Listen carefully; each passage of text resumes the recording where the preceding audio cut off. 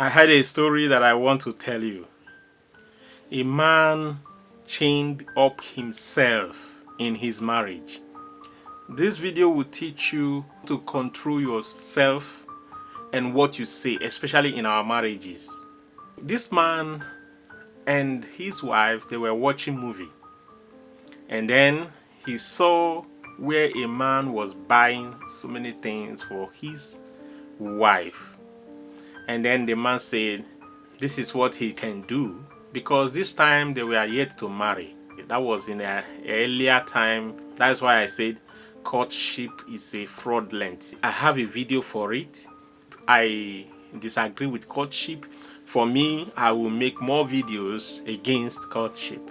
So when they were courting, this man said some things that got him into trouble, because he was trying to disapprove, talk down on another man.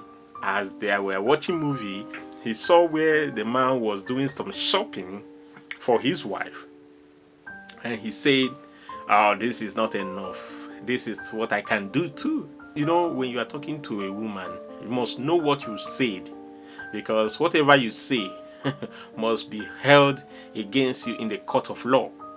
So he said all sorts of things, all kind of promises, and at the end of the day, the woman was expecting those things to come to pass. So the first Christmas, like we are about to celebrate now, so the first Christmas came and they were already married, and so they were planning to go for shopping, and the woman prepared just like that very day on that movie. So she saw everything that happened, she registered it, even the man has forgotten. So when they got to the shopping mall, the woman picked up basket and started picking things, and at the end of the day, the man got frustrated. So what the woman was expecting was beyond the man, and that was the end of that marriage that did not last up to a year. Please, when you are either watching movie or watching other people, don't be moved to say what you cannot do, because it will be held against you in the court of law. Be very clear of whom you are.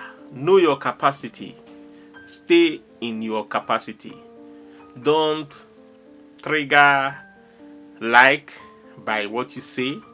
Don't trigger love through what you say. Remain in your capacity. This Christmas, there will be a lot of divorce and there will be a lot of marriages. Don't let your own be controlled by season. Let season come and go, and your marriage will stay till the end of your life. So please, I beg you, you Christians and beloved children of God, don't let what you see move you to say what you cannot do.